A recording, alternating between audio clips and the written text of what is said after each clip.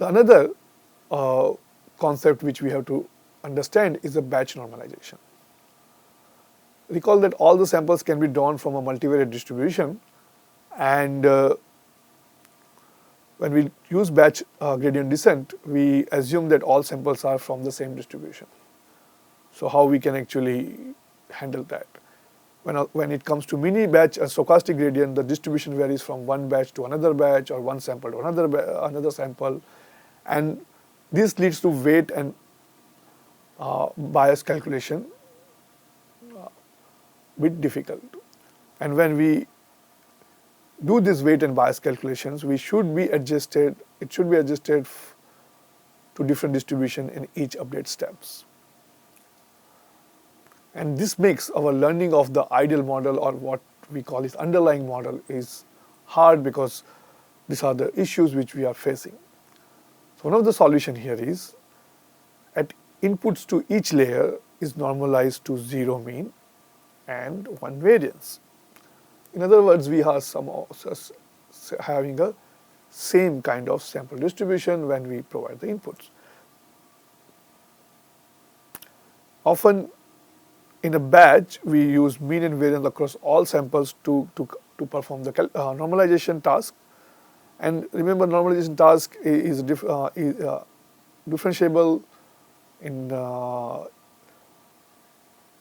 and hence it is not creating any problem when we talk about back propagation for computing the gradients. And in practice, we have seen it leads to better predictions and the fast convergence. So often batch normalization is task we perform while training the model.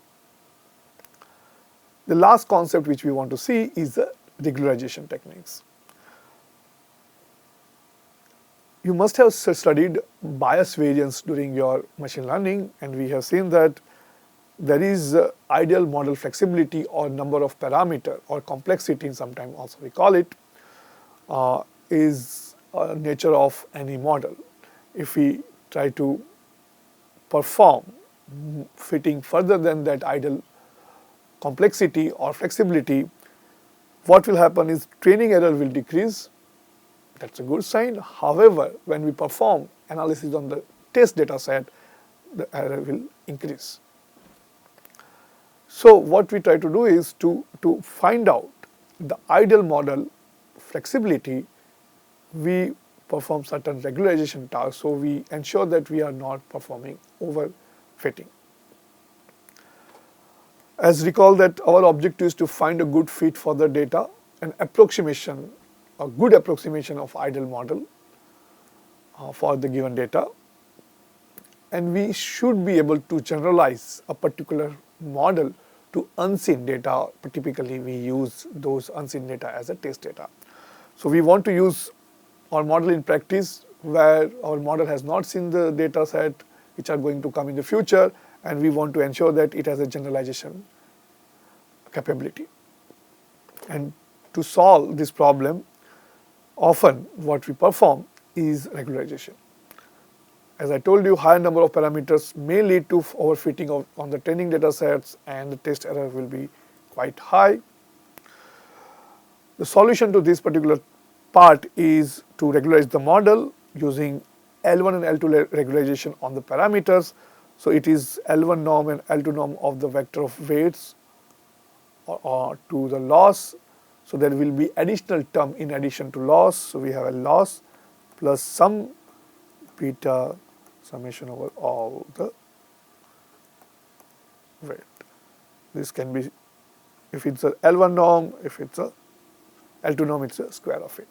So this for particular term will penalize losses depending on the beta value for when we try to actually overfit the model.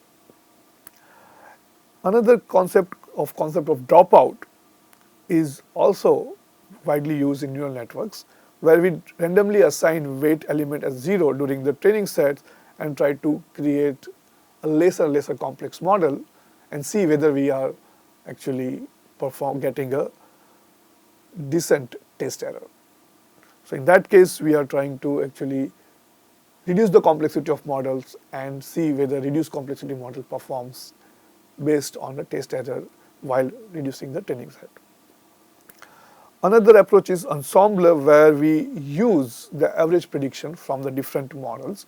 So we train several models and then use those models' output to predict our output, average prediction for regression kind of task or majority voting for classification task. So ensemble also provides a good level of prediction while ensuring no overfitting. The early stopping is another approach where we stop training when there is no improvement in validation set errors. So we look at validation set error, and if it's not improving further, we stop at training and try to see whether this model provides other enough generalizations. So some of these methods are widely used to ensure the best model flexibility that can be achieved using the given data, and the model that can be generalized and do not perform any overfitting to the training data sets. So with that, thank you. We'll look at graph neural networks in the next class.